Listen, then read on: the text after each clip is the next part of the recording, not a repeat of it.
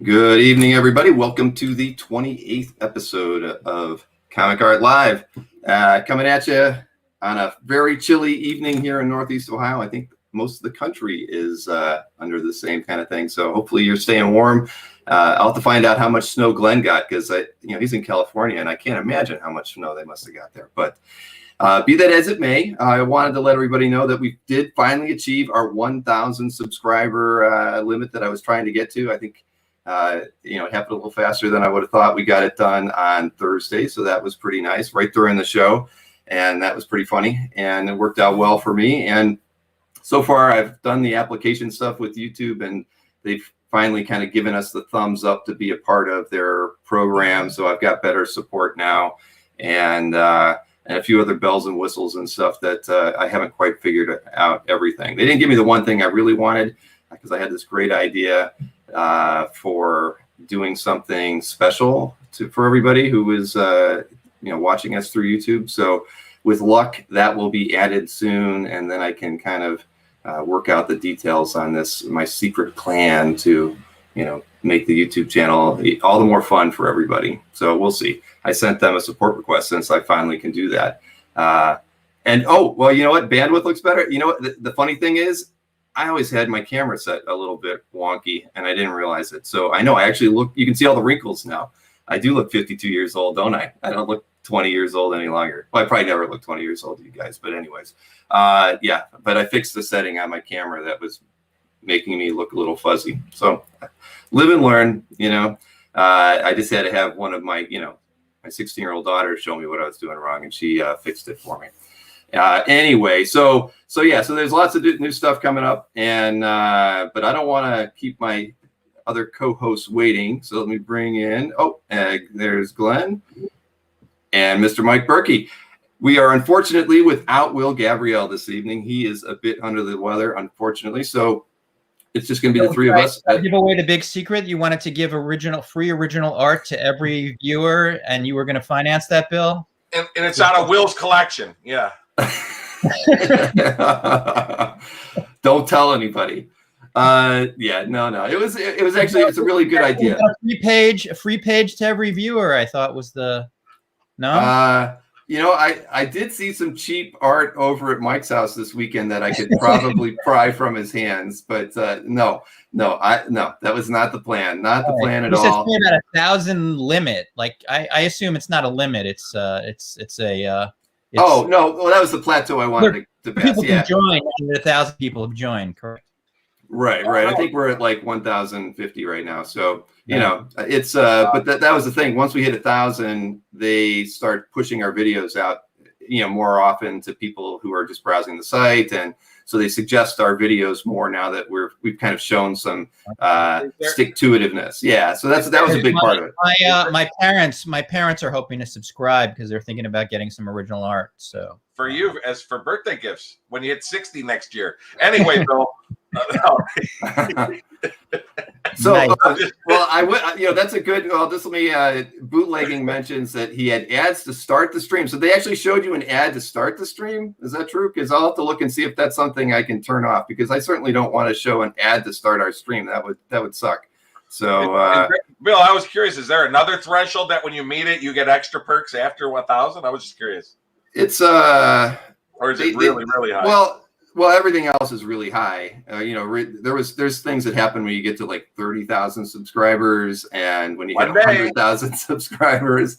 So yeah, there's lots of stuff, but it's not. I don't foresee ever hitting those plateaus, whatsoever. But at the 1,000 level, you pretty much get like access to all the cool stuff that I was expecting. It's just this one feature they did not make a part of it. And okay, so everybody says ads popped up, so I'll have to look at that because I don't want you guys getting ads to start a live stream. That's kind of stupid. So that is probably a free Frazetta painting. Yeah. Hey Phil, can you bring up Chris Snorek's post? Or below. Tell him you got it's already done for tomorrow. What the heck is a pre-workout? It's done. It's done. But all right, I just want to make sure I got my note. But yeah, The dueling, I can tell everybody the dueling dealer episode that's going to be tomorrow actually looks pretty incredible. Both guys have selected some really great pieces. I can't even. I'm surprised. I should have my wife host the next episode so I can buy a few pieces if I'm lucky. But yeah, we're working on an intro that we hope to play that makes these guys look like they're. Well, I won't even tell you, but it's really good. Mike is going to be riding his Peloton as you open the. That's a good idea. Dang it! All right, but hey, I don't want to keep our guests. Hey, when is Glenn guest dueling? That's a good question. Where was that? Oh, Jason asked that. Yeah. When do I get a shot, Bill? When do I get in there? When do you get a shot at the prize belt? I don't know. We got to work that out. I mean, you guys on, I mean, I really am riding my Peloton. Do you have enough cheap art? I don't think you have enough cheap art. Oh man, that's like 10 grand and up. I'll buy some from you before the show. We'll figure it out. It would have to be an all heavyweight match. And yes, bootlegging, there is X-Men art. I can promise you that in the episode tomorrow for sure. I think more than one piece of X-Men art as well. So looks everything, and practically everyone is costumed in all of the pages that both these guys submitted to me. So I know that was the whole goal. And there's a ton of Marvel art. What the heck? I don't know. So anyways, we don't want to. So we're giving a Marvel. Right. Hey, are we keeping our guests waiting? We are keeping our guests waiting. Yes, we do have a guest tonight, Fred Chamberlain. And let me bring Fred into the chat. Good evening, Fred. How are you? Yeah, doing well. Nice to see you again. I haven't seen you since would have been like New York in 2019, I think was the last time we got together, right? It's been a couple of years. Yeah. Yeah. It's good to see everybody. No, likewise. Great to have you on, Fred. Yeah. So I figured it was time, since you finally hit 1,000, it was time for me to clear my schedule. And we need to open up to the world now that we're big enough. Right. We want to make sure you had the proper reception, Fred. We can't just bring you out here and, unless we developed an audience for you. Well, congratulations. It's been a lot of fun watching these videos, watching the dueling dealers develop as well. You guys have fine-tuned that quite a bit, and it's become very entertaining. So I'm happy to be on and talk about artwork because during the pandemic, I need to do a dueling dealers myself. If you want to go right now, you and me, baby, grab a stack and we'll Bill, set the clock. Let's go. I can moderate it. But no, it's and Mikhail is done. Is there any Keown art? I think you got all the Keown art, Mikhail. Well, actually, I did find one after Mike sent you the last. No, he brought that one too. What? So I told you to set that aside for a show. Man, I'm telling you, Mike doesn't. Sorry, I didn't even know. I told you these guys have no, they do whatever the hell they want around here. Yeah, he bought 5 pages. He wiped me out. Man. So Johnny McCloskey says it's the great Fred Chamberlain. No, he's in Kentucky. I'm from Vermont. It's a different Fred Chamberlain. I'm okay. I'm the okay Fred Chamberlain. Well, what I'm very, very curious about, Fred, is how you got into this crazy hobby of ours. Like, how did it all begin for you? Okay. Well, originally from Vermont, and I'm 53. When you had Rob on last week, and he was talking about his childhood, and Dino a couple of weeks back. We're all kind of in that same age range where, as a kid, comic books were available everywhere, gas stations, drugstores, etc. And I had a voracious appetite from even before I could read. We moved around quite a bit. And so the one constant in my life beside my family were comics. And, and they always really resonated for me. So it was a source of comfort as well, I guess. And then, when I was in grad school, right before I went to grad school, a buddy of mine died, and his widow gave me his Daredevil collection to finish. It was the early days of eBay, and I finished the collection, even though I was making $3,000 a year. So but I finished the collection, and I happened to look on eBay. It was the early days, 97, 98, and there was a Daredevil page of artwork. I believe it was Daredevil 23 with Mass Marauder. Wow. And beautiful example of Silver Age artwork, and I think Daredevil, it's in, Daredevil was I on think the it's in my page. list. So if it is, we can talk about that a little later. But it didn't sell, and I reached out to the owner and I said, would you take anything less for it? And I think he might have had it set for $275, and he sold it to me for $220. And this is, like I said, 97, 98, and it was a lot of money for me at the time, but I got the piece and it just felt like a nice capstone of the collection. And then it was a few years later that I finally kind of went to some cons and really started looking at buying art. But actually, prior to that, I just realized that I have my first piece of original artwork that was picked up at a Boston convention in fall of 91, early 92. I went to see my buddy who passed, and Mazzucchelli was there. And Sean asked him to draw a piece for him. And this was right after Rubber Blankets 1 was published. And he drew Daredevil Man Without Sight for Sean, and then he drew this for me. So Cool. it's been shoved in a lot of books since then, but I've held on to it, and it's certainly a wonderful keepsake. That is awesome. So that's the long and the short of my my introduction to original artwork and kind of how that interest grew. Okay. And actually more focused on artwork, I would say now, than actually reading comics. My collecting has gone down quite a bit. When did you stop reading comics? Like at what point do you think?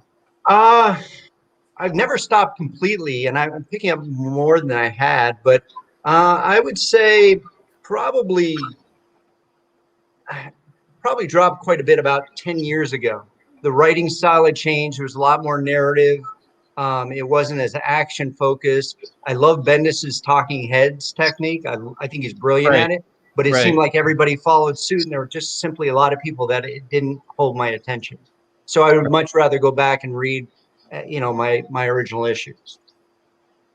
But sure, I think that happens to a lot of us. I mean, especially when we focus on nostalgia in the early days, that we go back and we read stories that were meaningful and try and pick up art from those, as opposed to just. I mean, obviously, a lot of people are reading the new books and picking up art from that too. That's still, but I guess for older codgers like us, that makes sense. Right.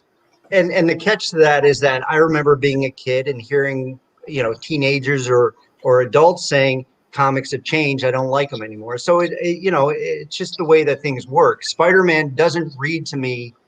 Under Spencer, it reads a little closer under Nick Spencer, but it doesn't read the same as Peter Parker from the 70s.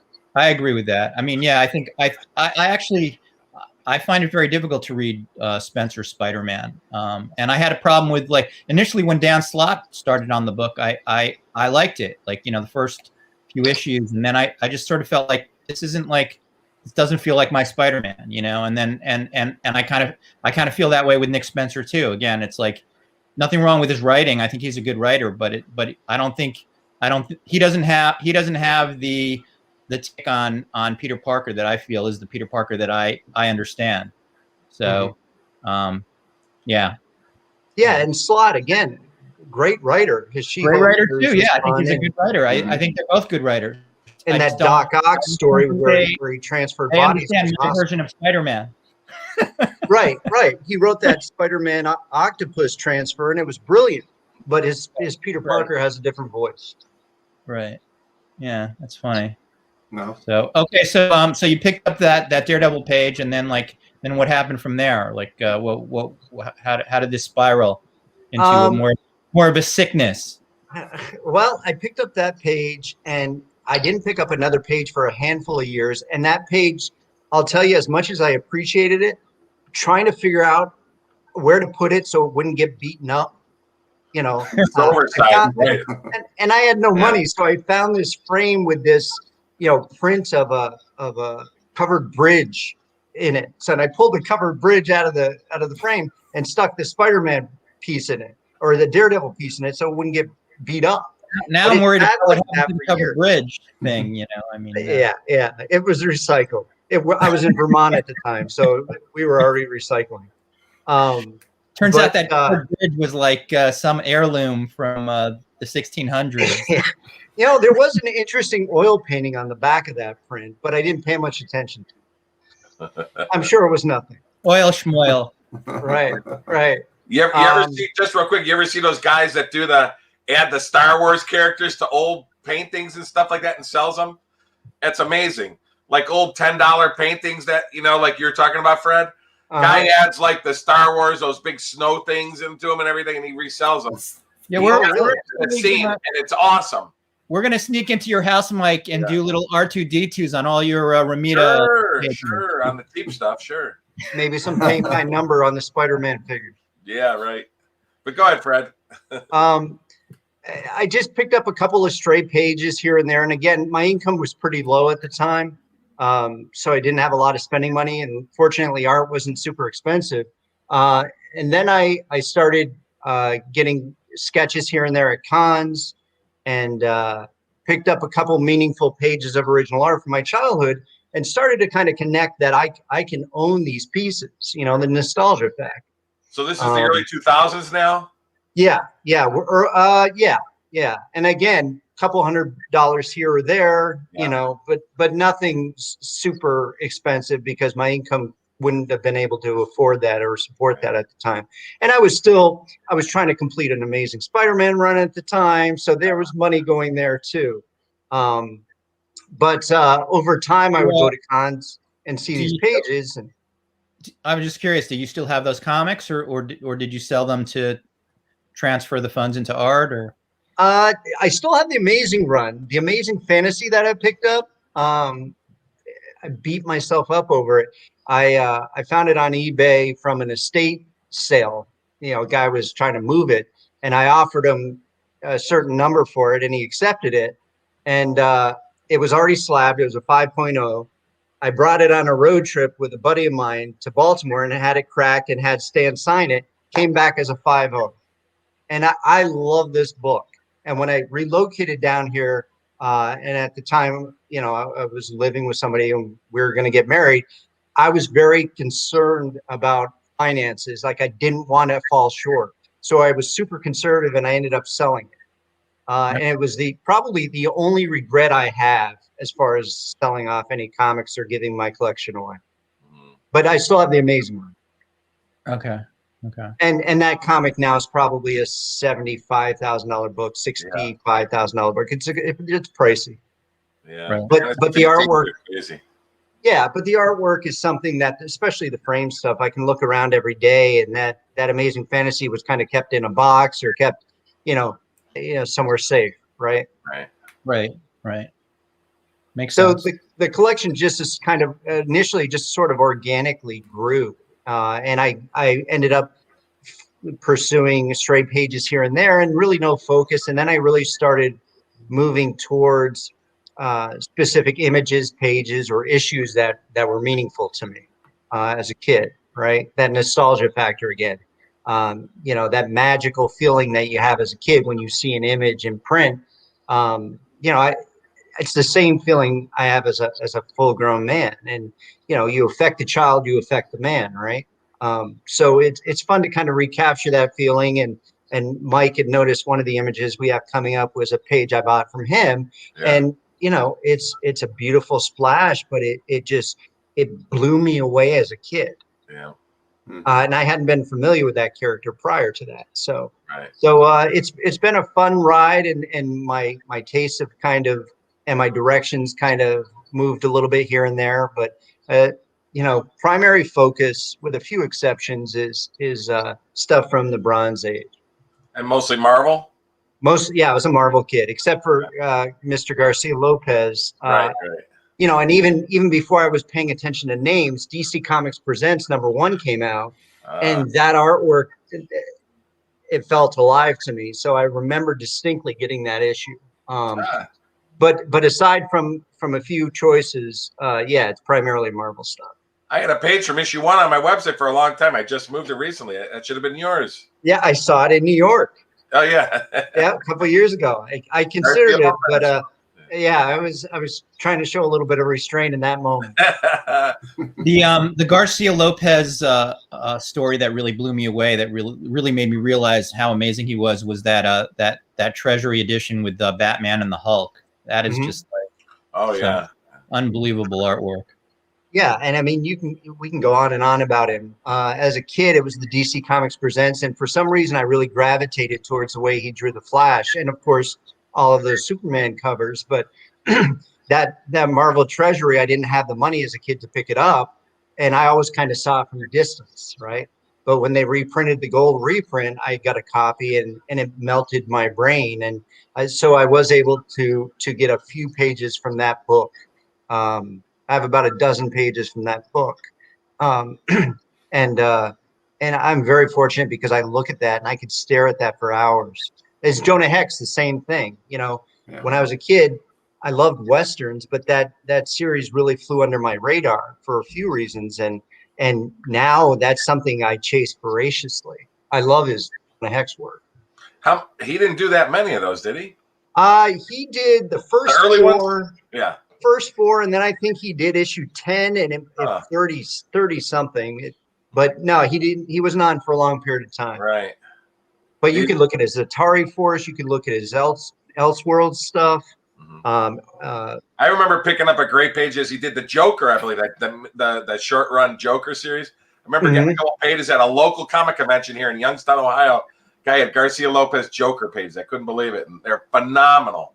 Yeah, it's really amazing to look at his stuff, and once you get to know him a little bit, you see the heart behind the images, and it fuels that fire and that appreciation for his work. I mean, there's a lot of humanity in all of his images, and that's one of the things that attracts me to the original work. The stuff that I tend to gravitate to certainly is primarily the Bronze Age stuff, but you talk about Jose's facial expressions. They're all very unique.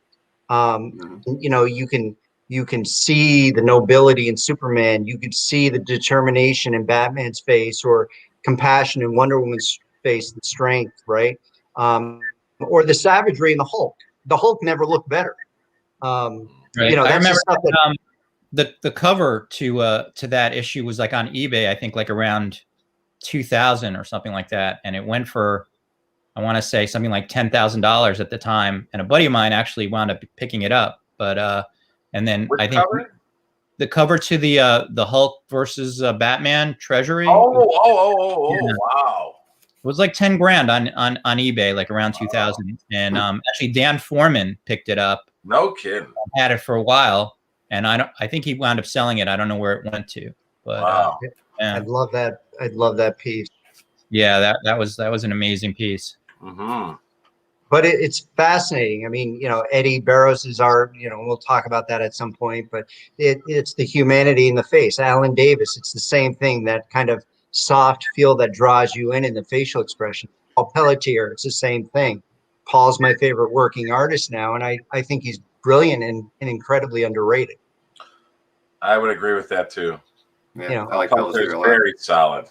Yeah, strong Davis and Byrne influence, and he's the first to tell you that. But if you look at his stuff, I mean, he's grown exponentially since his early days. Yeah. And great storyteller too. Can we look at some of the pieces that yeah, absolutely. Here, I'll start us off here. Speaking of Eddie Burrs, yeah, there it is. This might have been the second time that I met Eddie, and was getting to know him pretty well at that point. This is a double spread from his Nightwing series, and while it doesn't feature any costumes, the detail in it just melted my mind. Yeah, go ahead. There's a lot of detail that you can't see in the scan, but to see it up close, or even to see the issue and look at the detail, it's just amazing. That's beautiful. I said I just caught the skeleton, and then you get to see the reflection of it in the mirror. It's really cool. Yeah. The train, the circus. Yeah, I love that, and Bill had in the type up for this live cast, he had mentioned that I rep Eddie and I rep Andrea Devito, and one of the reasons it was so easy to say yes when he asked me was not only because he's a good friend, but his art kind of sells itself. Correct. No, that's a beauty, and I've always been a fan of Barrow's work.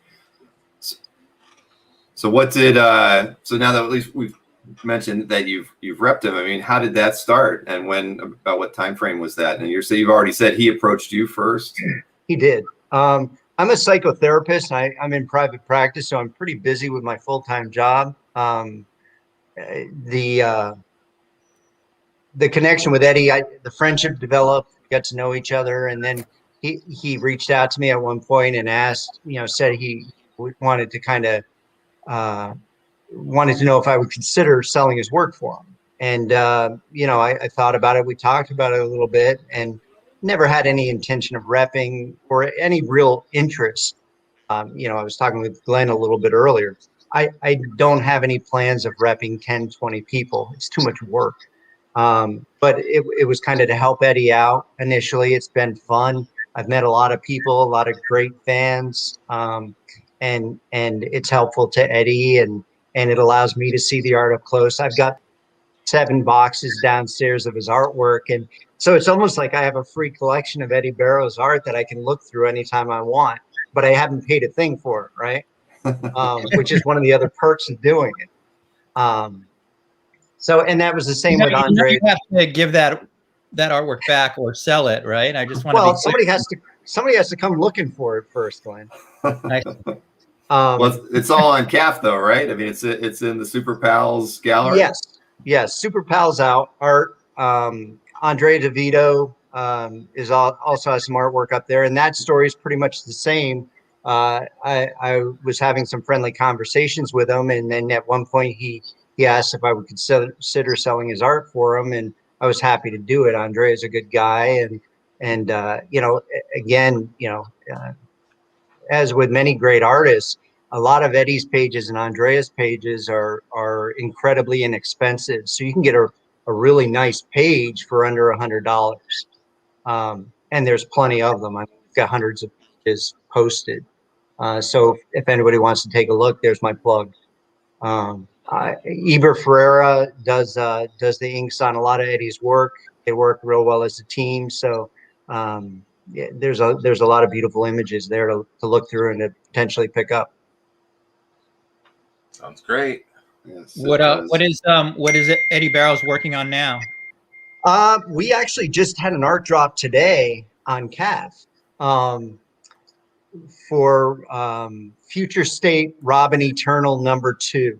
It's an interesting little story with a futuristic Robin falling into the Lazarus pit when he was killed, and he fell into the Lazarus pit and he comes back, and a lot of great visuals. That just dropped today.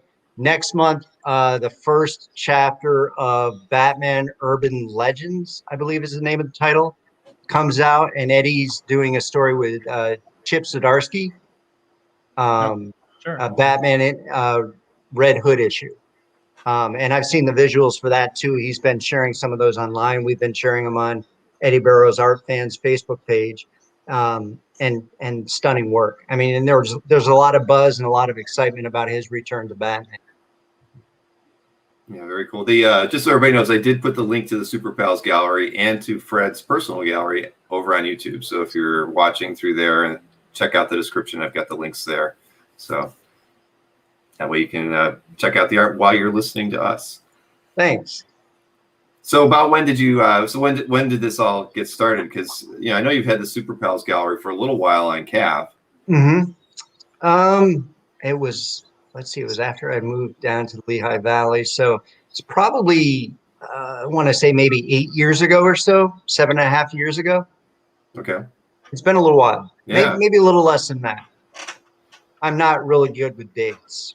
My memory isn't what it was, and it was never very good. So we were talking old man stuff before we went live.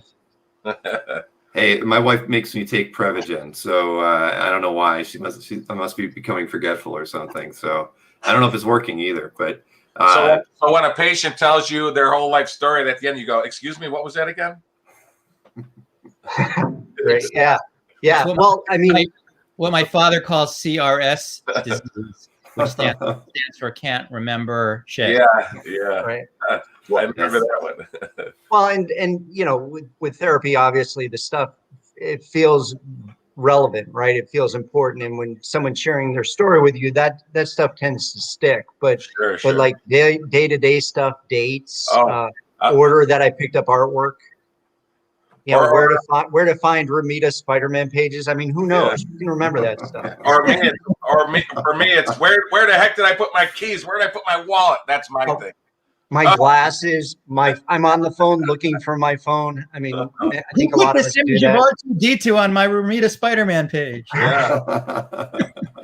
How about that? Actually, I have some R2D2 Ramita pages. How about that? I have a whole droid story somewhere twice up, John. So there where you get your Ramita and your R2D2. So You have Top Dog? I have a real nice page with Spider-Man on it. Remember he did the one issue where Spider-Man's on it? Yeah. So I have a nice page of that. That's about it from Top Dog. How funny is that? Yeah, let's see more of Fred's collection. Yeah, let's we got here. All righty. Oh, nice. Andrea Devito. Yeah. Now, This is from his. Oh, What's go ahead. that? Is this published like that, or is there an ink to it as well? They published it over his pencils. I was going to say it's so detailed. You don't need that ink, boy. Wow. Right. No. This is one of the covers from the series, and you know, he got a lot of acclaim on this, and you know, was right. Was it right before or right after he did Annihilation? Again, I'm horrible with times, but his pencil work's just amazing, and his depiction of the Thing. That's one of the requests we get quite a bit when he opens up commission lists. Wow, that is awesome. That's great. Beautiful. Yeah, I mean, it's stunning, and again, the emotionality, you can see it. It says it all in his face, right? Mm-hmm. The tentativeness of the other character, or the Constrictor's rage. Yep. Now, is the Constrictor? I hate to ask this. Is the Constrictor a good guy now, or no? Is he still a villain in that era? I think he's a little confused. Oh, okay. Uh-huh. I don't remember the details. Has he sat on your couch, Fred? No. I don't remember the details of the story, but Arcade was in it, which was another reason I loved the story. Uh-huh. I'm a sucker for Arcade. I just don't want you revealing any patient confidentiality. Right. If he's one of your patients, yeah. Yeah, that's true. I can't confirm or deny, right? Very true. Sounds like a Mission Impossible. Mike, we could talk about that tomorrow in the session. Right. Like Brian Chu says, having a psychotherapist as a collector lets me know I'm not crazy. You may need to have him sit down with his wife. How true. How true. Sorry to report, there are some unhealthy people in the field. Yeah. Yeah. Yeah. You guys would be surprised. I mean, well, maybe not. I've actually gotten 2 emails in the last week, and now maybe this has something to do with the state of the hobby today, with the prices going up and people knowing it. I've got 2 collectors that are actually going through a divorce, and I've been drawn into it in any measurable way, but I had to close down some stuff somebody had for sale because their attorney said he's under you can't do that when we're trying to have a divorce, and then another guy was making sure, and I'll just let everybody know this just in case it ever comes up. You can't change the date that your artwork was added to CAF. So if you generate a gallery report, it shows you when you added it. It doesn't say when you bought it, but at least it shows that, because the gentleman in this particular question was trying to prove that he had the art long before he got married, and now he's going through a divorce, and he wanted to be able to show that much of this was gained long before their relationship. So this is the first time it's ever happened. I've never, and then twice in a week. I mean, so I don't know. I hope it's over. I hope I don't hear from another person with a divorce issue for the next. The moral of the story is half. Well, that's what it seems like. That's definitely what it seems like. So when you first said that, Bill, I thought you were saying that it was 2 collectors. Oh no! Of course, like they were together. and they were I like, thought they were going to ask you for therapy. That's why I thought they were calling you for therapy. Well, I think they might need a little though, but yeah. So just so there you go. I thought those were two interesting, but those are probably things that's not something we'd ever talk about as a collector issue, but certainly it's out there now. I mean, I think when stuff goes for, woo. Yeah, and everybody knows it, and they know what you're paying for it, and then yeah. So well, yeah, I was fascinated when that Miles Morales Spider-Man story broke, because it was a private seller who reported it to Bleeding Cool, right? And I'm thinking, I wonder if the IRS is listening. Like, I'm wondering if that's a big sale. right, right. And we gotta believe that there's some capital gains there. yeah. Quite a bit. It's not like you bought it for like $223,500. Yeah. Well, yeah. Just What are saying. you gonna do? Yeah. We could, if only we could all get so lucky. But yeah, that was odd. I mean, my feeling would be why would as a seller, I don't think I'd go out, and if I had a great sale like that, why would you publicize that? It's just a weird thing to want to do. But hey, more power to anybody that wants to spread the word about their good fortune. They didn't say in the article who the collector was, did they? No, that's what I'm saying. It's just a weird thing. I mean, even though they didn't say who it was or who bought it, it just seems it came from the seller. But why if it's not a public sale, I don't. To me, it's not done through Heritage or eBay or a dealer's website. Why publicize that? Because you know what? At the end of the day, you don't know if there wasn't a private sale for something that's in the modern era. That's for more than that. It could be one of these power guys that's collecting a bunch of things, and they want to make sure that the market rises. And I mean, a lot of these guys are speculators too, and so he's waiting for the next action movie, so he could sell it to whoever plays Miles Morales, right? There you go. Well, and we could speculate about motivations. There's no way to know, but I guess the one positive of it is it certainly doesn't hurt the attention that it brings to the hobby or the collectability, right? That is very the true. more people that know, the better off we all are. Yeah. Sure. I mean, it legitimizes the hobby as a place to park your funds, I suppose, when you hear things like that. So sure. Yeah, no, I agree.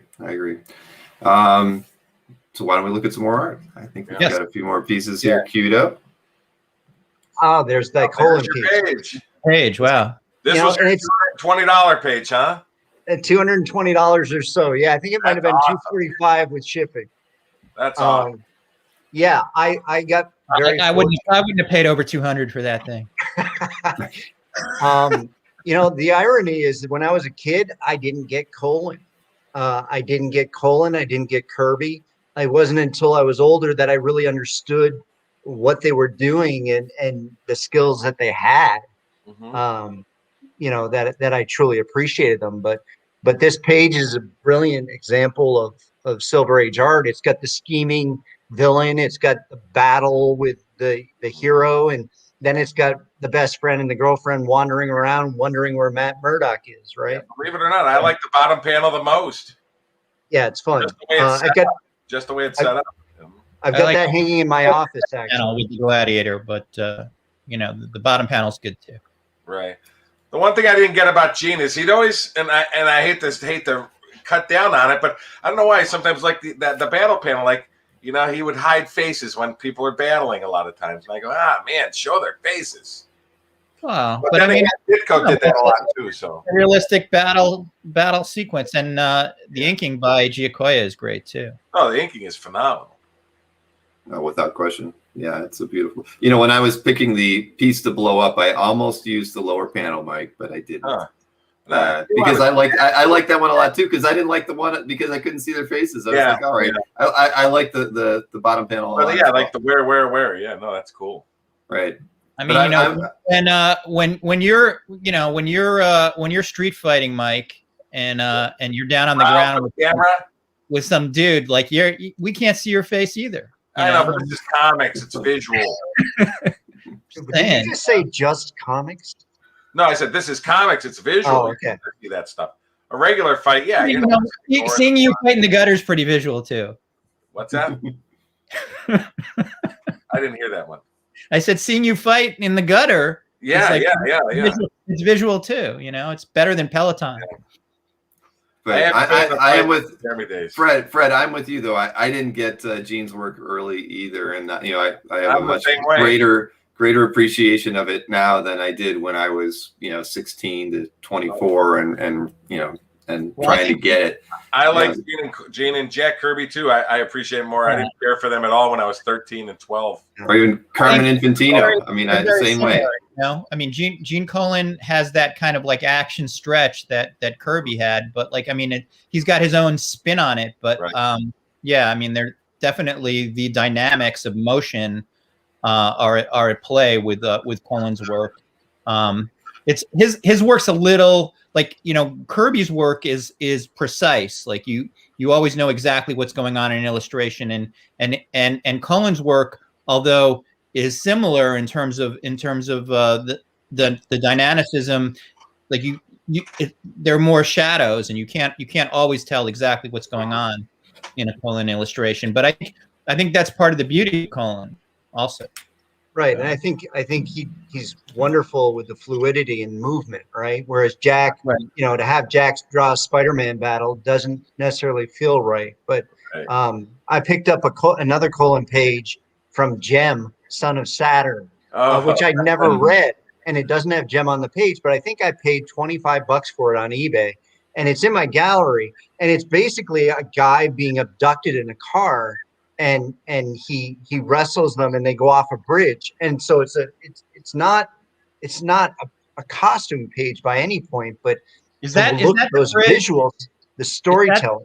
Is that the bridge that was in the frame that you? No, it wasn't a covered bridge. Okay. All right. But to see the storytelling, I mean, it almost looks like it could have been storyboarded for a movie. Huh. No, Gene's phenomenal like that. Yeah. Love his stuff. I mean, Rich Danny's wanted Mike to know that in comics, all the action happens in the gutters. So, yeah, see, Rich he's always sharp. He's always on the ball with these things. Oh man, let's see. Here we go. Oh, nice. That looks like John Byrne. What's that? That looks a lot like John Byrne. You know what? I hope so. I paid for a John Byrne commission. Oh, fantastic! And you got a good one. You have some guy named Cliff in the back penciling for him. Yeah, I got this. I was an earlier member of the John Byrne Forum, and that community was pretty tight back then. And John offered commissions pretty regularly. It wasn't difficult to get on the list. And this was one of my favorite covers from his Marvel team-up run. And although he didn't do the original, I really wanted to see his take on it because it's such one of my favorite images. Yeah. And who did the original? Cockrum, I believe. Cockrum, I think did. Yeah, Team Up 53. If my memory it was Cockrum. Yeah. And it's a beautiful cover, but you know, with the interiors really always spoke to me. That's my favorite John Byrne work, is that run on Marvel Team Up. Oh, beautiful Spidey's, stuff. Yeah, Spidey's my favorite character. Wood God was kind of quirky. I didn't know who he was, but great story. And when this arrived, I just kind of fell over. I mean, it's stunning. Is this a big, like one of those oversized commissions, or is it like standard size? It's standard size, which again, you look at the detail in it. Right. That's awesome. Incredible. Yeah. Yeah, that's a beauty. Very nice. Yeah, I actually got a follow-up from him, a Spider-Man Superman piece, and it was the last time I've given art direction to any commission artist because I didn't like the way it came out. I asked him to do Superman Spider-Man and do Spider-Man with an Andru field tool, and it came back and Spidey looked stiff. You know? So it looks just like Andru. Kinda, yeah. I mean, Andru, I think before McFarlane, I think Andru brought more to that character than any other artist since the inception, quite honestly. And that could be argued, right? But that definitely sounds like fighting words right there, Fred. Well, I mean, you know, the legendary stories of him walking through the city and the boroughs with a camera, the detail that he paid to making Manhattan a real And character. Romita didn't have to do that, and still the pictures were beautiful. Right. Right, They were you're beautiful, but Yeah, we're fighting Andrew, right here. Andrew's my Spidey guy. And Mike knows that from previous conversations years ago. But I don't think anybody draws a more maniacal face than Ross Andru either. Like his enraged JJJ, right? Yeah. Again, the kid would squeal when he'd bite through a cigar, or Green Goblin looks crazy, or even Peter going nuts. They look furious. Right. And again, I feel the 12-year-old coming out as I'm gesturing, and there's nothing wrong with Ross Andru's version of Spider-Man. Certainly a very, very good, strong version. It's not John Romita's version. Right. No, it's not. But it's pretty good. Yeah. And it's not John Byrne's version, and it's not Sal Buscema's version. Right. Do you remember what your first ASM was you read as a child? Just curious. Because I always remember my first of Spidey and all that stuff. You know what? I got watered down because I started reading comics when I was 3 or 4, like whatever I could get my hands on. I would get like Hot Stuff and Little Lulu and the Beetle Bailey paperbacks, anything I could find. And there's a Tarzan comic. I still can't figure out what it was because nobody, even Tarzan fans, don't know what I'm talking about. But one of my strongest early Spider-Man memories would be the Shocker story around 149, 150. Oh yeah, 151, 152. The Molten Man stuff I loved. You sound like all Romita issue covers. There you go. Well, he did some beautiful stuff, obviously, but I would say the Bart Hamilton Green Goblin was probably one of my favorite childhood stories, along with Dr. Faustus. That's funny you say that. Psychiatrist, by the way. Yes, he was. Yeah, I said the first Spidey I bought up the stands was 178, which was that storyline with the second Green Goblin. Now, do you think of yourself as Dr. Faustus when you're with patients? Well, it's like when a new patient comes in, you have the Dr. Faustus splash on the wall. I actually do. I have the Dr. Faustus splash in my office. I have that Gene Colan Daredevil in my office. I have the Hulk issue where he's hypnotized by Samson, who's a psychologist. So your patient walks in and he's like, "Doc, I've gone to hell." Well, actually, I do it for 2 reasons. Firstly, because I love seeing the images around me. And secondly, because a lot of people come into therapy with these preconceived ideas of what it's going to be. And some people come in really nervous or uptight or defensive. Right. And they walk in and they see this comic art on the wall. Right. And well, most of them are kind, right? At the very least. Some of them it breaks the ice because they read comics as kids or what have you. But yeah, I'm surrounded by Samson and Faust. And the other page I have is Lee Weeks' page, which may also be in this grouping about forgiveness, which I thought was a really powerful splash. So yeah, it's come to my attention, and I'm very aware that long before I thought about going into the field, these stories resonated with me because there was a little more depth to them and a little more kind of existential perspective or twisting and manipulation. Now I get to do it as a professional, right? Let's have a look at the Faustus splash, Bill. Let's take a look at that thing. Yeah. I can jump ahead to that one. Here we go. Oh, that's a doozy. Yeah, I love that page. And the following issue. But Fred, you look great in that suit, by the way. Thanks. I don't know that my hair is that easily kept when I grow facial hair any length.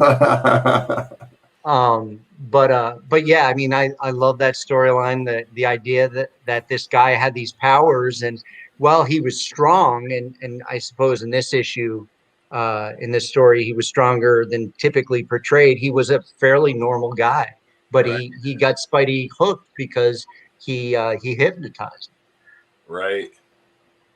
But just powerful visuals. It was my first exposure to the villain. And I didn't realize he was a cat villain until years later. Yeah, it's a really great splash. It's just, you know, even though you've got the back shot of Spider-Man, it just really highlights the villain. It's a great shocker ending to that story. Mm-hmm. Yeah, I love it. That's my Now you childhood right there. Now you got to get a page. So there's another doctor. Remember that doctor that hypnotized the kangaroo, and he was also in, I think, Spidey 206. I can't think of his name. There's another. Was that Mesmero? Mesmero, no, I know who Mesmero is, but there's another doctor that hypnotizes the kangaroo. Oh, I don't remember. Yeah, which supervillain are you, Fred? Yeah. There's another guy that hypnotizes. Well, I'm not even Rodney. See, that's an old joke. It's an old Bob Uecker commercial. Right. Bob Uecker? Who's Bob Uecker? Yeah. So we just lost half the audience. Everybody can Google. It's fine. But anyway, read Spidey 126, and then I believe Spidey 206. There's a crazy doctor that hypnotizes people to battle Spidey. And I can't think of the guy's name, so some of our guests might. I've read them, but they were years ago. So Yeah.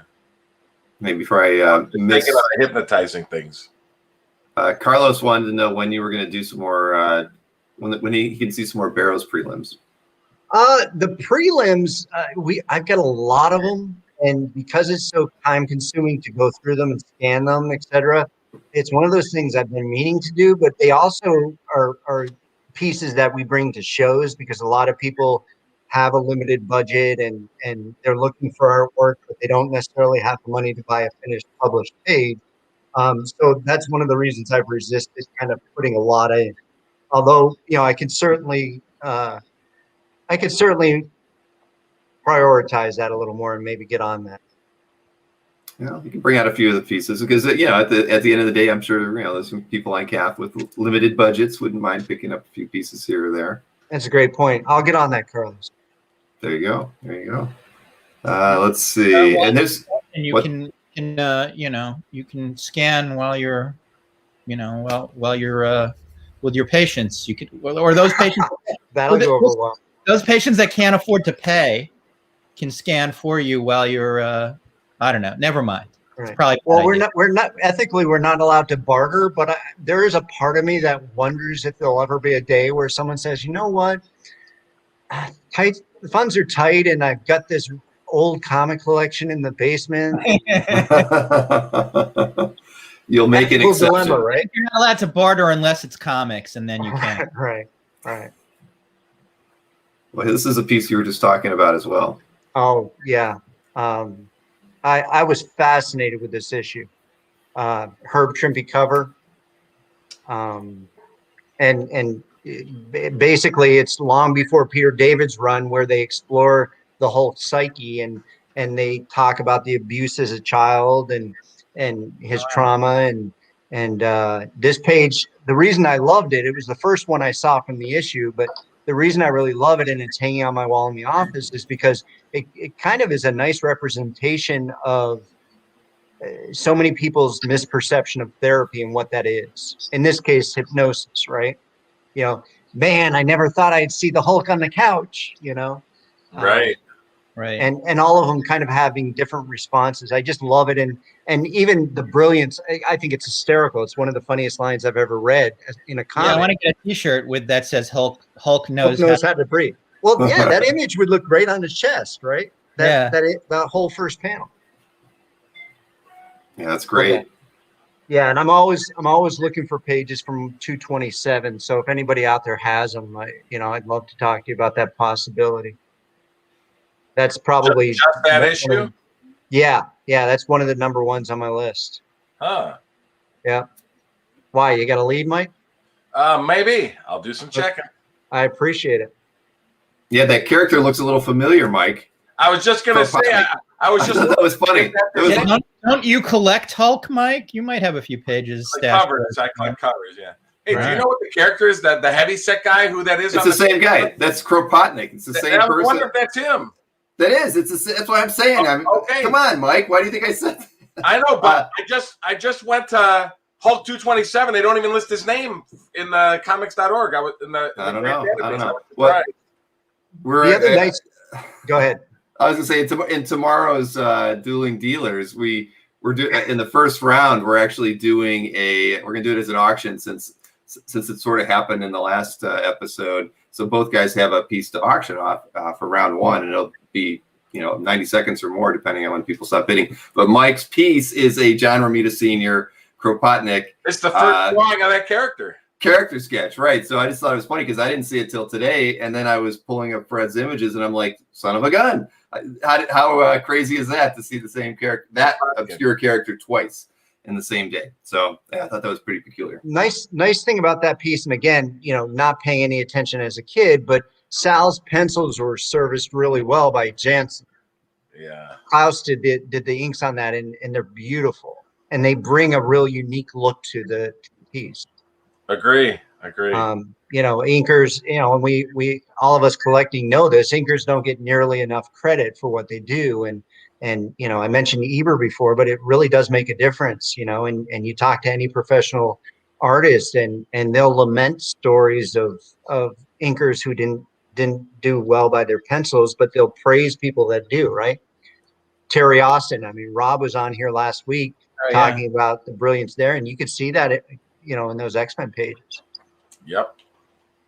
Well, I mean, an inker can save a job or destroy a job. Absolutely.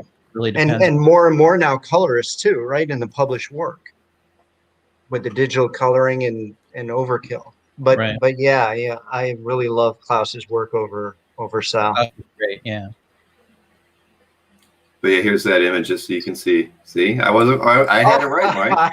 See, I got his name. Yeah. Kropotkin the Great. How about Kropotkin? Was he around for a few issues, maybe? Yeah, he might have only. I didn't even believe it or not. He might have only appeared in your issue. I don't even know if he was in more. I got to do more research on him. At one point I knew how they introduced him. I'm sure I had the issue, but now I don't remember the go figure. I don't remember the details. Kropotkin the Great. I think Marvel is going to be doing a Kropotnik show. Kropotkin. Kropotkin. All right. I'm pretty sure I talked to Faji about this, and he said something about it's phase 5 or 6, I think. Go out and buy those back issues while you can. Exactly. I would jump on. Hey, he could be the next Miles Morales. Could be. He wouldn't fit in the I'm willing to give you $224,000 for that sketch right now. I'll sell it for half price. Larry says that he was a proper villain, and I tell you, when I did a little research because I didn't know the character either when I read it, and I do think it only listed one issue on, I forget which website I did that. I tried to see find more about them, but it only listed one issue that he was in. But was it Hulk 227? It was Hulk 227 was the single issue that the one site. I didn't go to comics.org. When I Googled Kropotkin the Great comic character, this other site came up first, and it only listed the one comic. Go figure. Because I have kind of a feeling that he was around for a few issues, but I could be wrong. And I think if his name were Kropotnik, like I said, he would have had more. He would have had more staying power. I think the problem is the name. I think Doc Samson's head psychologist boss. Yeah. Well, does maybe he have green hair? He might have needed an extra couple of vowels or something to really give him that boost. Very good, very good. Well, let's look at some more art. Yeah, let's. Oh, wow, that's great. Oh, yeah, I looked into this too. I mean, Superman. Wow. Yeah. I never would have imagined having any page from this, and while it doesn't have any costumes in it, JJJ is my favorite supporting character, and this is him at his best. And while it says more maniacal than I remembered. Yeah, I mean, while it's clearly Ross Andru, you could see touches of other artists in there, right? Yeah. You could see a little John touch up, and I love this piece. It's actually smaller than 11 by 17, which is odd. Though they did those the same size actually as the Treasury. Yeah. It was wild to get it because I didn't expect it. I can't remember the dimensions, but I want to say 10 by 15 or something like that. It might even be smaller. Mm-hmm. But beautiful depiction of the relationship. Jonah might have been a little little testy that day, but there was always kind of that I'll animosity. kill you for this. I'll kill you for this. Right. Right. And even the old go-to of Peter setting up the camera, right? I mean, that running gag was played out many times. Right. You get a little Robbie guest appearance, and again, from a childhood favorite. I didn't own the issue, but a neighbor had it, and we read it raw. I mean, it was magic to be 3 feet tall and read a comic that's half your size. Right. And then of course, just the idea that like Superman and Spider-Man would team up. I mean, I remember reading that thing over and over and over again, because it just the idea that the two titans of the comic book industry would be in the same book was incredible. And that was a real surprise. Yeah, actually, I spoke of having few regrets. One of my regrets is selling the Amazing Fantasy. The other regret is I was just starting to increase my income, and I had some savings, and believe it was on Heritage. They had a double spread of Superman and Spider-Man, and Superman was getting his hat handed to him. It's a beautiful page with a lot of Neil Adams and the Superman. I used to have that page, Fred. I had that. I went after that. This would have been 2008, maybe, whenever it was on Heritage, and I started going up on it. And then I double guessed myself, and I let it go, and it won. Whoever took that bid immediately won. I think it was $5,000, and I again immediately regretted it, and knew I had made a mistake. And again, now that page going up, I don't even want to think about what it would go for. I think I bought that page initially from Anthony for I want to say $3,200. It took me an hour of negotiating with Anthony, and so I had it for a while, and I think I wound up selling it to somebody for close to double that, and $6,000. And I regretted letting it go, actually, because it was. But what year would you have sold it? Was it before it was in the auction? It had to be. I'm curious about that. It was probably whoever I sold it to maybe put it in the auction and lost money on it. Lost money. Yeah. And again, who's to say that if I had bid $5,500, it wouldn't have gone to $7,000? It might have had to place a couple of Right. I always and a lot of those panels, by the way, the Spider-Man panels were the one at the bottom was Romita Senior panel. I mean, and Neil Adams did Superman. I mean, there were a lot of hands in those pages. But it's amazing how they collaborated on that. Yeah. Well, and again, Glenn's point is what made me think of the page. I mean, the brilliance of that story, and the thing that I love most about it is Spider-Man was beating the snot out of Supes, right? Yeah. I mean, as a kid, Spidey was the guy. Right. Well, but didn't they the villain zapped him with a red sun, something like that. And then, of course, after it wears off, he goes to take him more, and he punches him in the chest and almost breaks his hand. Ow.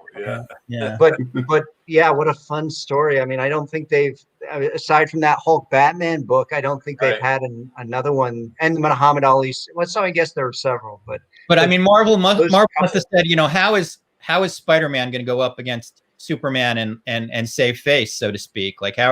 You've got to have a moment where he's winning, and the only way to do that, I guess, was to give him these incredible powers. Well, just like Batman versus Superman, it's come on, but right. Even Batman versus with the kryptonite and stuff. Yeah. There's always a trick. Yep.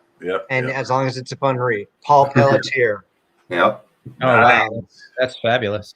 I don't even know that there's anything really to say about this. Now, are there inks to this again, or is it published as a pencil? Yeah, I think this was the first issue that Danny Miki started inking from Blue Lines. Oh, okay. So Beautiful. this issue actually is the issue immediately prior to the Scar Hulk battle, and I ended up buying, I think originally 7 pages or 8 pages from that issue. Along with this, and I bought it from Mighty Nib from Randy Martin. Mm-hmm.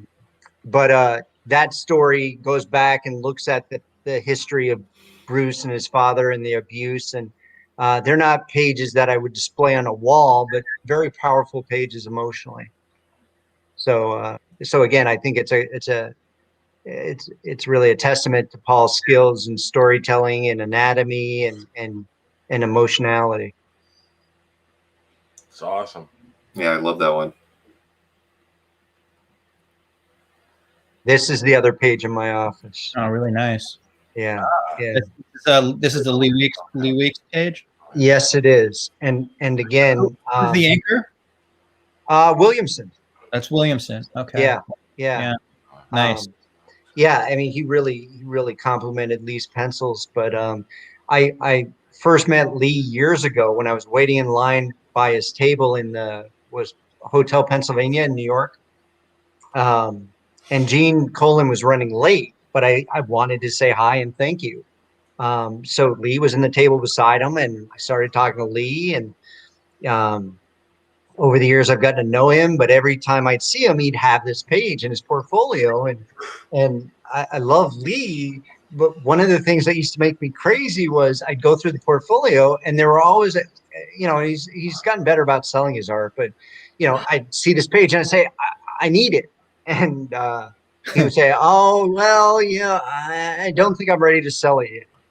I really like this page. And he was teasing you. Right. So, probably once a year, I would probably see him more than once a year, but I'd either make a comment or just kind of open it to that page and look at him. And, he wasn't ready to sell. So finally I stopped talking and asking about it. And then he called me one day and he said, are you still interested in the page? And I said, heck yeah. And so he sold it to me, and I immediately had it matted, and it's in the office now. And again, beautiful image, but also the narrative. The wording makes that page. Yeah. The writing. Yeah. And I'm not a big Chichester fan. I thought his run was okay, but the narrative in this and the message about forgiveness and that how wonderfully liberating it is. I really wanted the page, and I just think it's really powerful. Now, who is the character at the bottom? Kingpin. Oh, yeah. That is Kingpin. I didn't think it was. Well, he looks too small. He's on a diet. I'm saying he looks too small. He looks like if he stood up, he'd come up the Daredevil's shoulder. Well, and it's the storyline is pretty. My assumption is he's supposed to look diminutive because the line. Right. Yeah. Well, and the story itself is brutal because the Kingpin is going after Daredevil to destroy his and Matt Murdock's life, and at the end, he's defeated and he loses everything. And I think that I've got to believe, knowing Lee's skills, that it was an artistic choice to make him smaller. Because otherwise that looming Daredevil figure isn't nearly as powerful. Plus, I think with no background, it makes you really focus on the characters. Right. Yeah. Totally agree. Other than the smoke coming up, I love that.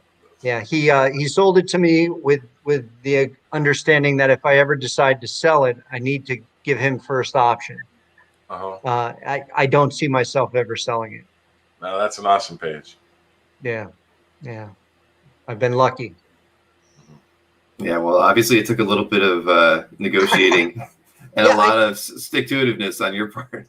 Yeah, I don't like to strong arm people and push. I mean, we all get excited about the hobby, but most artists, take in everything that's being said, and they hear what you're asking for. But I think it's really important to realize that as much as we love this stuff, and I turn into that 11-year-old spaz that I was, 40 years ago. But it's important to realize that it's stuff, right?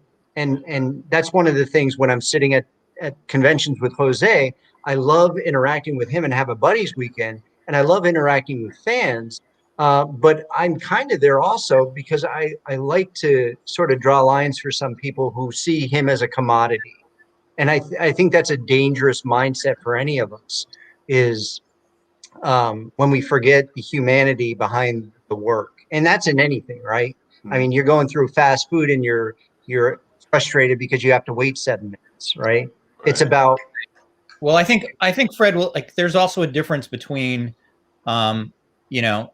someone who is willing to sell a piece, is not attached and they just want to sort of like milk it for like the highest price that they can, versus someone who is very attached to the piece and wants to make sure that like it goes to the right custodian. Absolutely.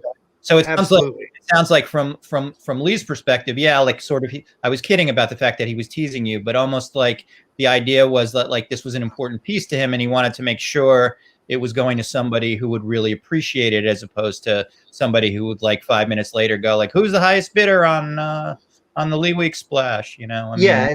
And Lee certainly doesn't say anything he doesn't mean. You know, he can be kind, he can be soft spoken, but people don't push Lee around. So you passed the test. You were the right guy for that piece, obviously. Yeah, which is fortunate, because at that point I knew where he lived. No, I knew where he kept his car. Fortunate for Lee. You knew when he threw out his garbage to come and say hi. Right. Exactly. Right. This was his way of getting you off of his back. We've got a few more pieces, actually. Oh. All right. Wow. Yeah, I like this one a lot. That's awesome. Yeah. 650 cover? Wow. Nick Bradshaw, is that right? Yeah, Nick Bradshaw, 850 variant cover. Wow, that is amazing. I mean, obviously amazing, but amazing. Yeah.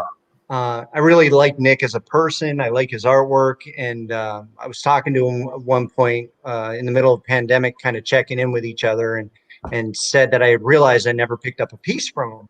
And he said, well, you know, I'm working on something that might be a fit for you. And he showed me a couple of prelims and asked me my thoughts on which prelim I like the best. And, you know, it's a modern piece. And like I say, for the most part, I don't do a lot of modern pieces, but this one hit all the buttons as far as this is nostalgia. The exception for sure. Yeah, I mean, it's got Hobgoblin. It's got also the Vulture in his old 70s Ramita costume. He's got the Prowler, the Shocker, the Tarantula. I mean, you got a lot of people don't even know. Yeah, the Spidey Slayer. I'm looking. Craven, Mysterio, Venom. I had no idea that like, you know, that Spidey had that kind of a calf muscle. I mean, look at that thing. Well, and even Carrion in the bottom, right? Like that was the scariest comic I read as a kid. I love it. Yeah, Spec Spidey 29 and 30. Yeah. Yeah, I mean, closest thing at that point that I would see to Stephen King, right? Because I wasn't allowed to watch it stuff. Who's that guy in the bottom center, right by Spidey's left fist, right by his head? I don't even know who that one is. I can't see it. That's not the Vulture, is it? With the headdress? Vulture, but it's not. I mean, it should be. Yeah. Oh, no, that's the Vulture. Of the Vulture, I guess. But God, I don't see the wings. That's why I wasn't sure. Yeah, the wings are lower down. Front, I guess. Okay. Yeah. Okay, yeah, that is him. Because I'm going like at first, I'm going like I don't know who that is. Yeah, I thought maybe there was another face I wasn't seeing. Phenomenal cover. Yeah, just great composition. Great way of using the space. I love the fists in the background. I mean, the logo must cover like 5 characters. I don't remember how they placed it. Yeah. They might have manipulated a little bit. Clearly, you don't want a logo on this cover. No, right. No stat logos. That's right. We don't need you to put an overlay on this one. Yeah. No, that's a doozy, all right. Ghost Rider.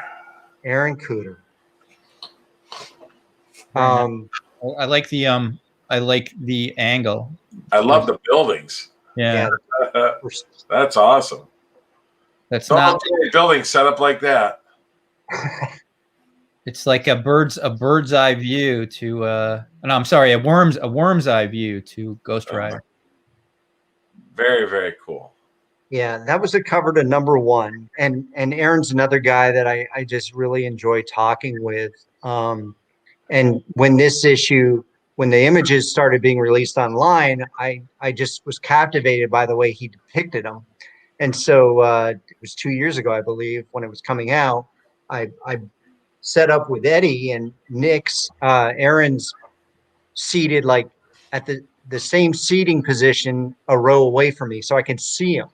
So I go over to him and his wife, April, and ask, hey, do you have your Ghost Rider stuff? And she hands me the portfolio and I start looking through it and I see this cover. And so I grab this cover and I buy it, and I go back a couple hours later and say, well, let me look at it again. And I look at it, the portfolio again. I already own this cover. I walk away. Saturday, I come back. I buy another splash from this series.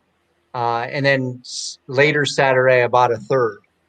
And they're all in my gallery. It was actually difficult trying to figure out which one to share.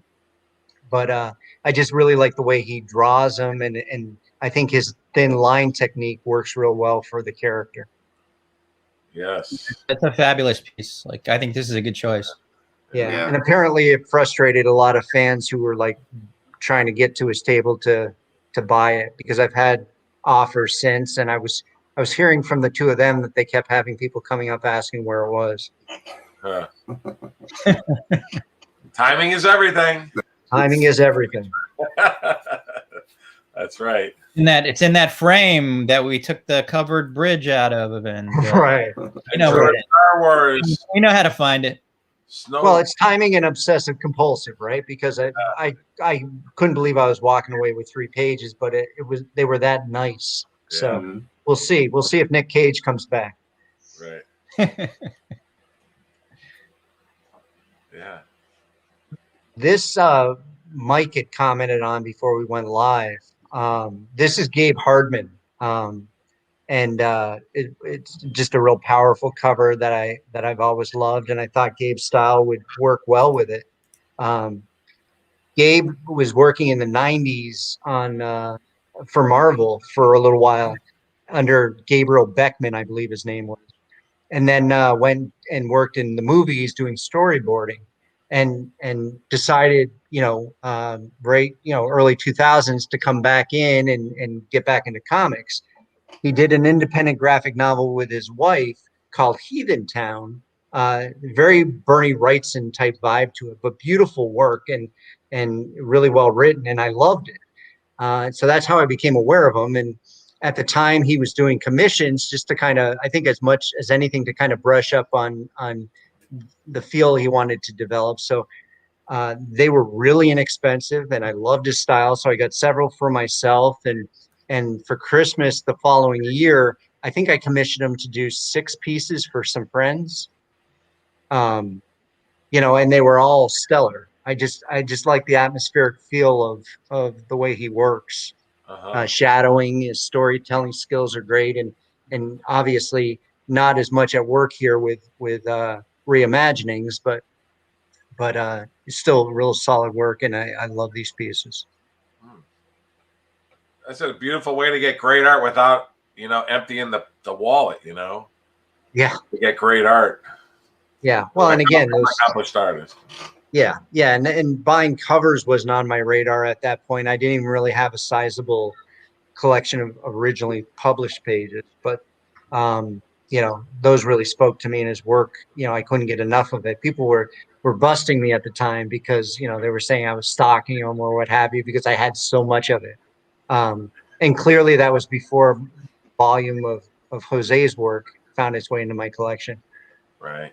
But Gabe's a good guy. His wife's really a neat person, and they're really talented. They love working together, and it shows. Nice. Wow. Oh, issue 2. Yeah.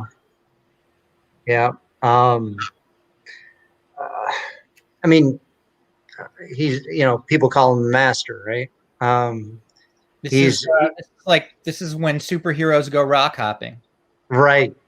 After taking LSD.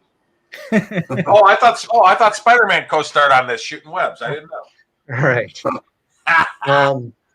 Jose has become like a brother to me. I love him.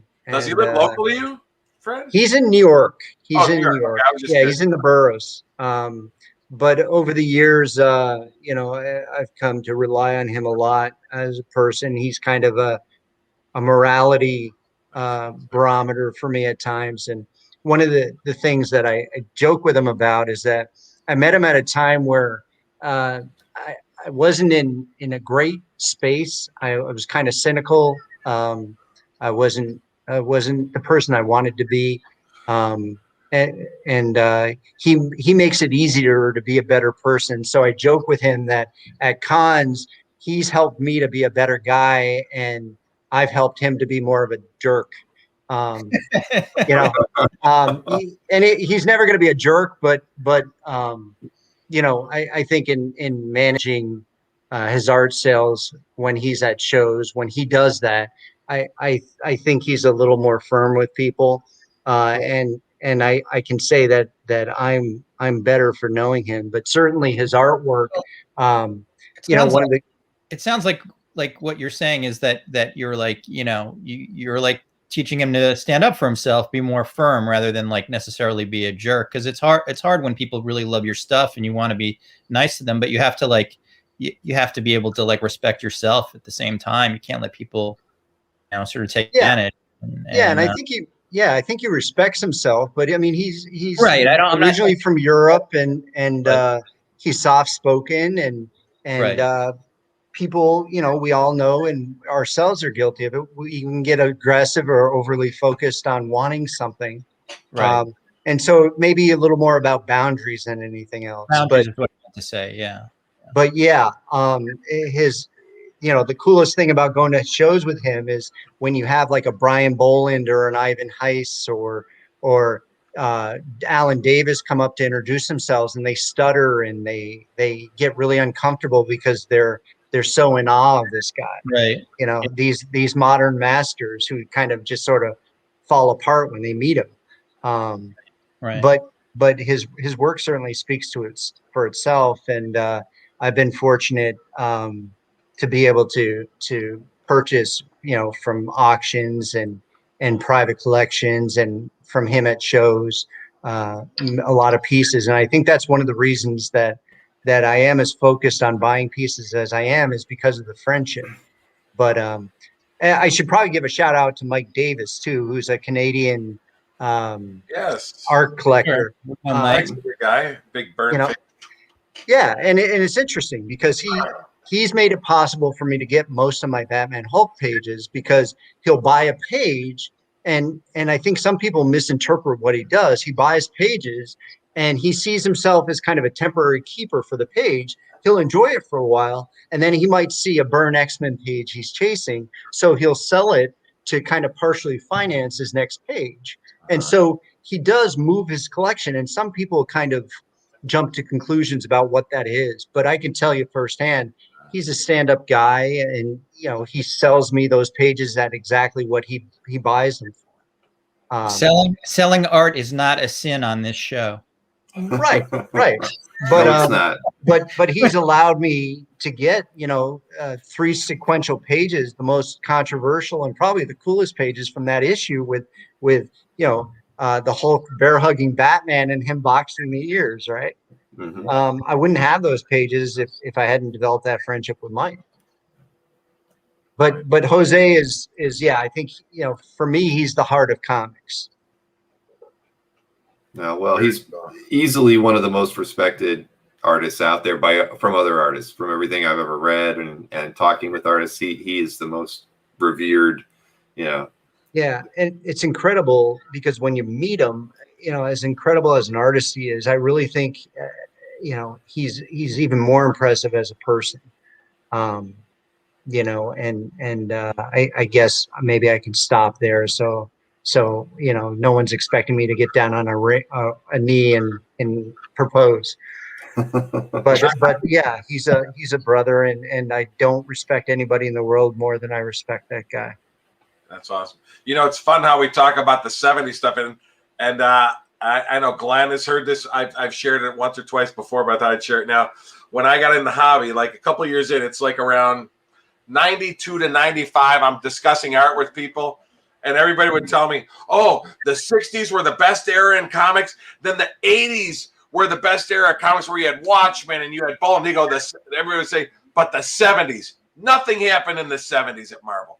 The 70s were the dead era of comic art. People would tell me for years and years. I'm just saying, and everybody'd say, like, nothing Bronze Age is worth anything from the 70s. People would tell me that for years. It's just fun now that how, you know, now the 70s really gets a lot of love. He did not die in the 70s. Right. But 30 years ago, I'm just saying, Everybody said nothing happened in the 70s at Marvel or DC. Nothing. The X-Men were not great rebooted. artists, no great art. It was just a dead era. The new all different X-Men, they didn't happen in the 70s. Don't look at the 70s. Well, and tell somebody that the 90s sucked, right? I mean, look at Deadpool. Look at the popularity that is kind of being rekindled now. No. Somebody asked if I manage Jose. I want to be clear. I love the fact that I can call him friend, and there's nobody I'm closer to. I don't manage him. Our getaways at cons are essentially a guy's lost weekend, right? So we get together, we hang out, but I don't rep him. I'm proud to call him my friend, and and that's more than enough for me. That's awesome. I missed that, but I do see that now. Yes. Yeah. Well, no, you cleared the air, and just reading through a couple of the other questions here to see if I missed any while we were chatting. Catch and release. I like what Bob Burr coming. All right, catch and release, right? Release. That's what we do. Yeah, don't eat it. Don't fillet it and fry it. Yeah. Right. Well, I mean, that's the nature of the hobby, no matter what. Yeah, I always tell people we're all caretakers. I said we can't really take it with us when we go. Yeah. We're all caretakers. And really, I mean, we have this amazing ability to get outraged or self-righteous about everything, right? And once you buy something, it's yours to do with what you want to do. I think the only concern or issue I ever have is when there's a manipulation behind it. No one wants to feel like a mark, right? But aside from that, like once you buy a page, from my perspective, a person can do what they want to do. Maybe it's not what I would do, but so what? I mean, that's one of the reasons I think that kind of mentality is one of the reasons we're so divided now as a society. There's certain ethical and moral issues that we can look at, but there's a rigidity and a judgment that is so not only seemingly pervasive, but it's reactive. People spew it without even considering what they're saying or how they're responding or even absorbing what they're hearing. So I don't feel very bipartisan about the kind of art that I collect, Right.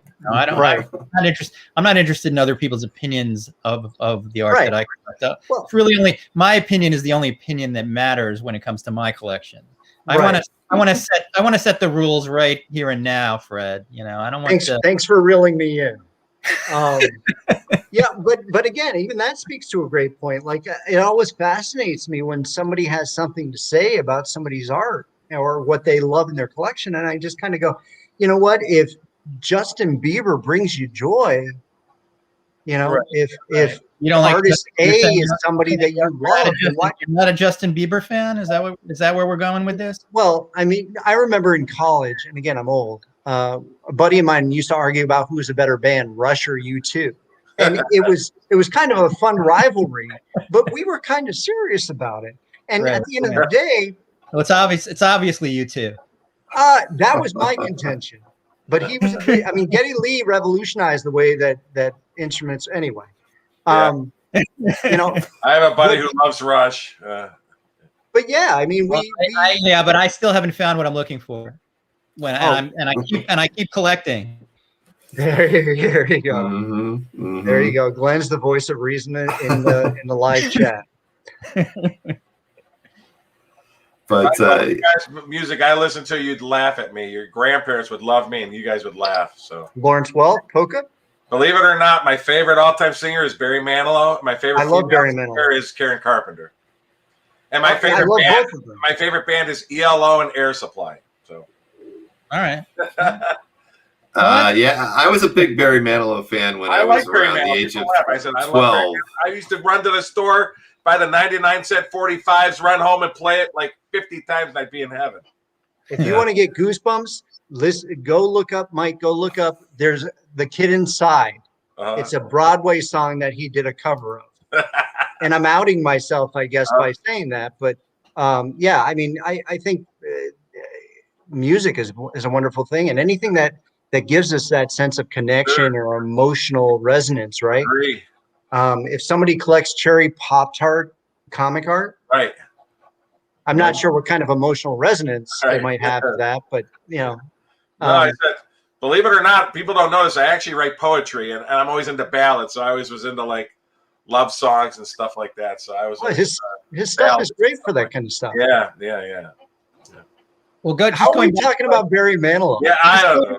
Just going back to art. Barry Manilow. I know you guys want to talk about music, but going back to art for 1 second here, I just want to mention, Fred, like, you know, like going back to what you were talking about differing opinions. I think it's always interesting because, you know, when we see somebody spend like a ton of money on a piece of art that we don't really particularly like, we always it always feels like people out there are kind of like, well, if I had that kind of money, I'd spend it on this, you know. Everybody's got a prescription for how they can spend other people's money, which is always like kind of like interesting, you know.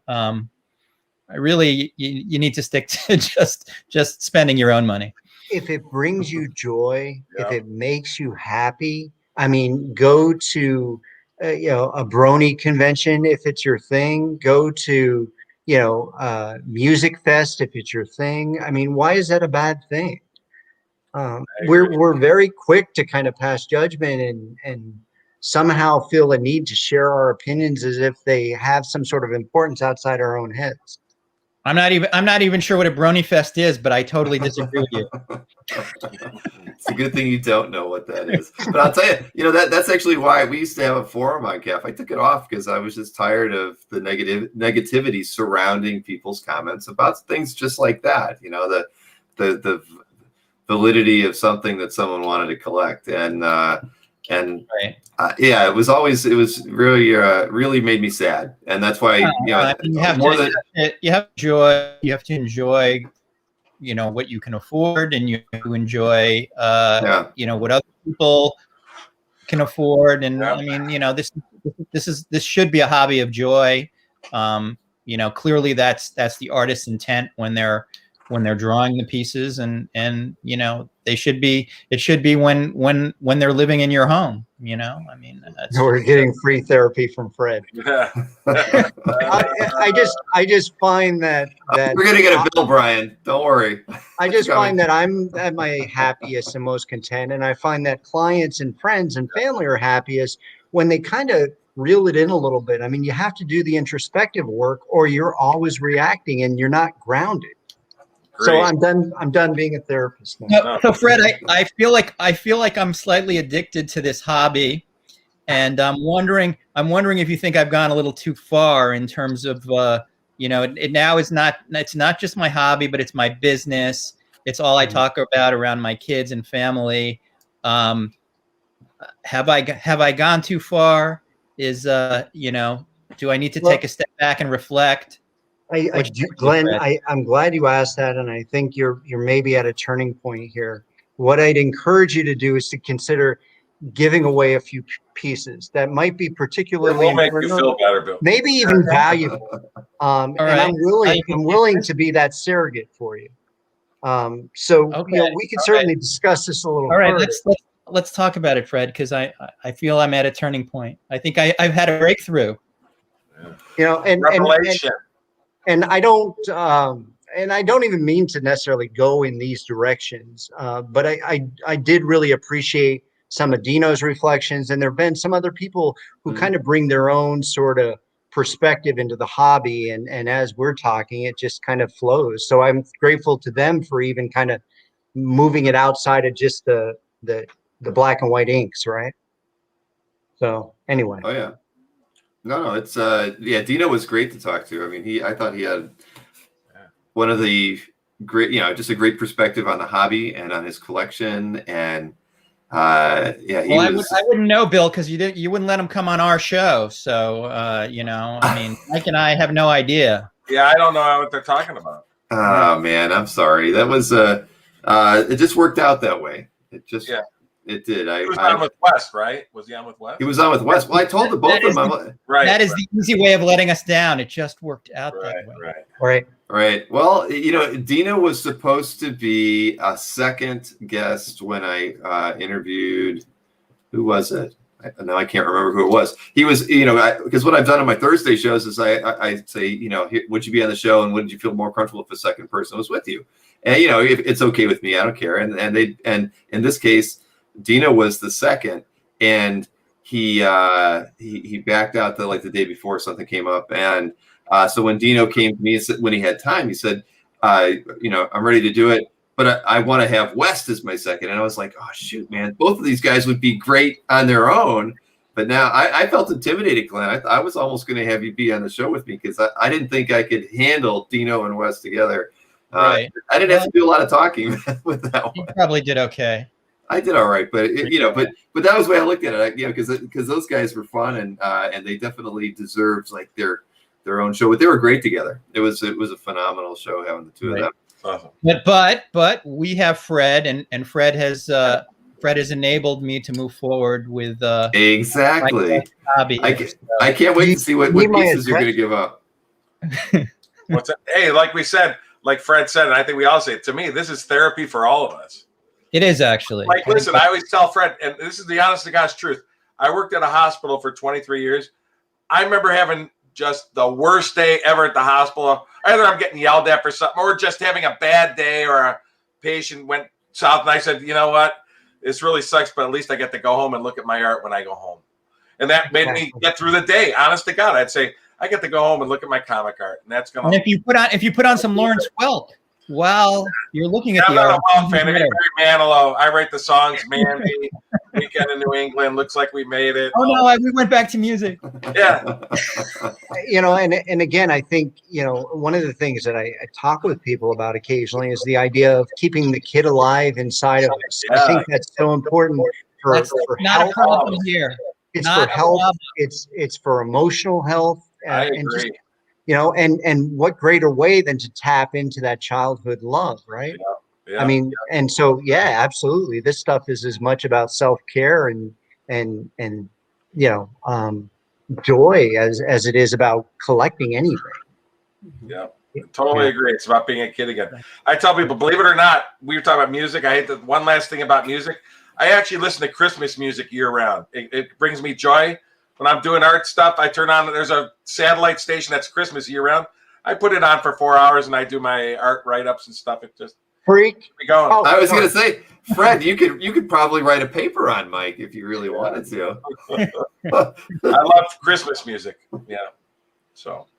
I can attest to that. I was over at Mike's house for like 10 hours on Sunday, and I think there was a little Christmas music here or there. I play it sometimes when I'm. There's nothing like Santa Claus coming to town in the summer. No.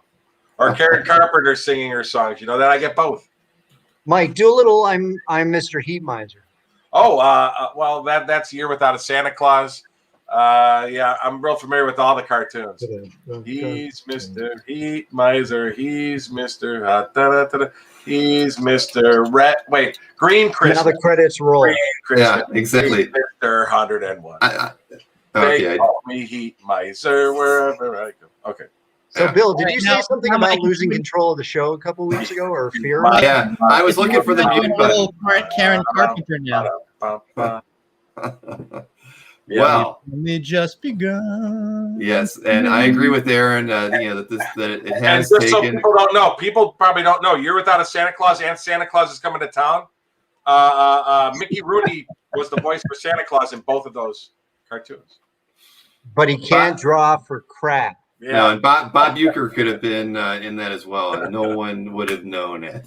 All right, so I just want to Yes. point out that before we end the show, that it is important, everyone out there, to get their Christmas purchases of artwork in, Yeah. either from Fred or Mike or myself.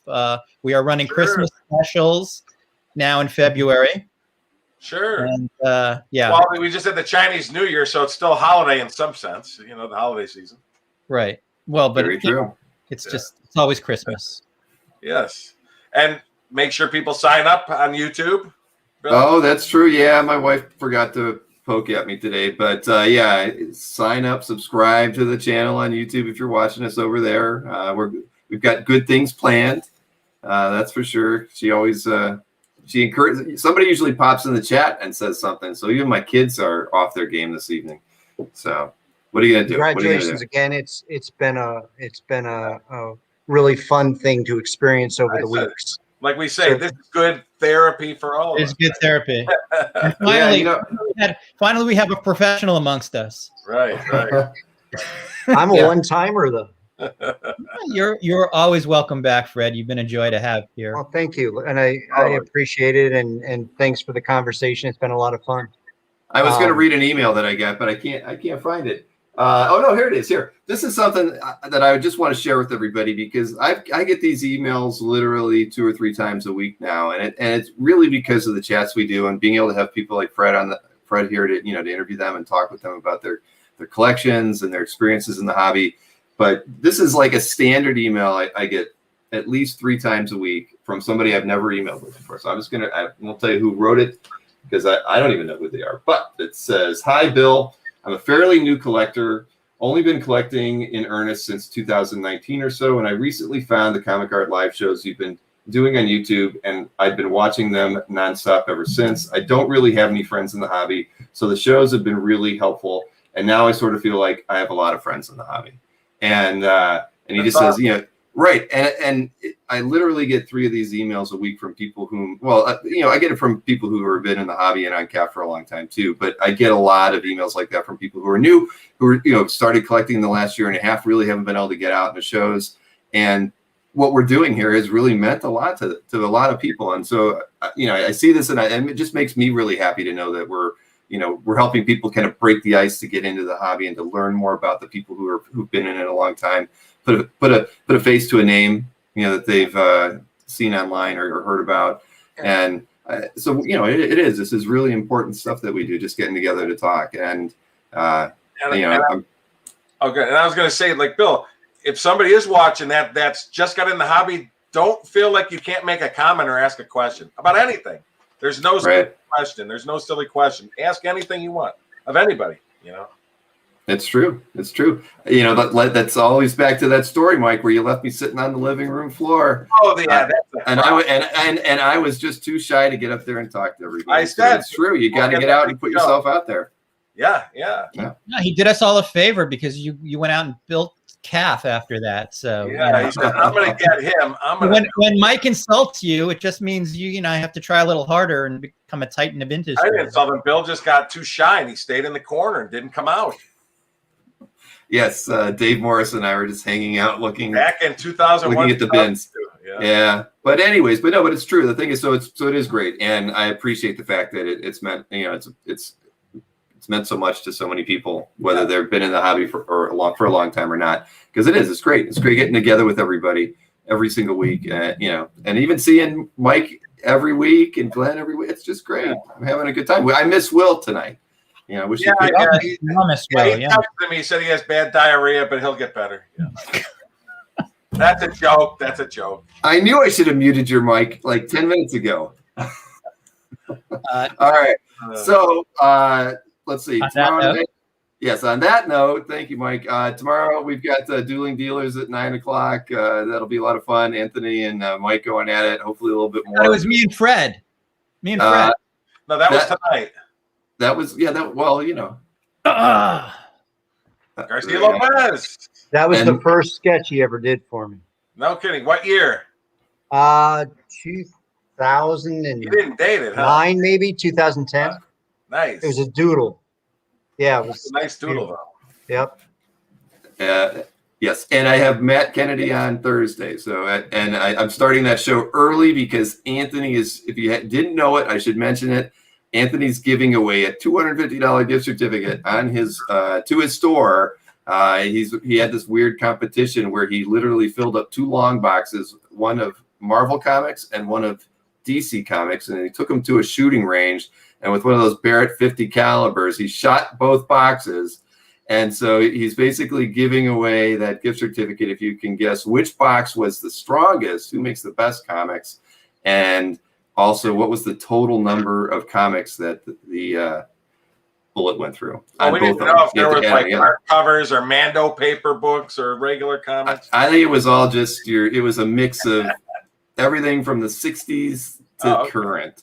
Yeah, is So- it pulp or is it glossy paper? I mean, that makes Right, all right. the Because difference. I didn't ask for the details on it, but what do we think of it? What do we think of Fred? The fact that he works in selling comics and then has to shoot them. This self-loathing is clear, right? Can we get to the bottom of this? I hope he pulled out all the a books little for bit. over $5 each. Right. Well, from what I hear, he's just gonna. If you buy any art from Anthony over the next until they run out, he's actually going to put a comic book with the bullet hole in it in with your art order. Anger look issues for that. in his vocation.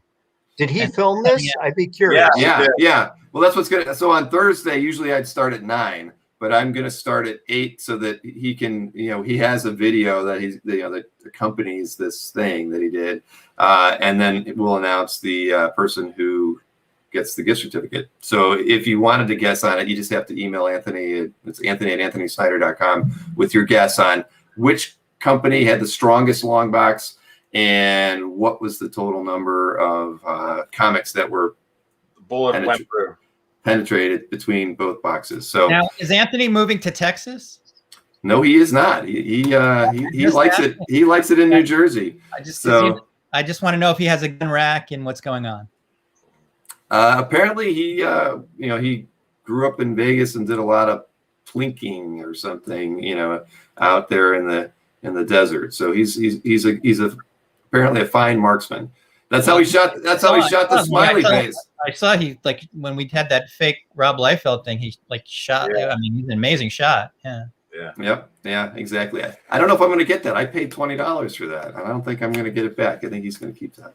So anyway, so that's what I'm doing on Thursday. 8 o'clock is a little intro with Anthony for an hour, and then I'll start at 9, and I've got Matt Kennedy after that. But definitely tune in tomorrow night. It's going to be a lot of fun. If these guys don't sell most of the artwork, I don't know. I'm doing something wrong if they don't. But Fred, it's been awesome. Thank you so much. I'm glad to get to see it. Hopefully, well, we may not have any shows in the fall, but maybe by 2022 we'll be able to hang out again. Wonderful. If you don't mind, I just we have a lot of art from Eddie Barros and Andrea Devito. Right. Some pages as low as $45 a piece and up, and there's some really nice pages there. So that's at Super Pals Art on. It's a gallery on CAF. So feel free to take a look. If you have questions, let me know. But thanks again, guys. It's been a lot of fun. Thanks for being here. It was great having you. Nice seeing you, Fred.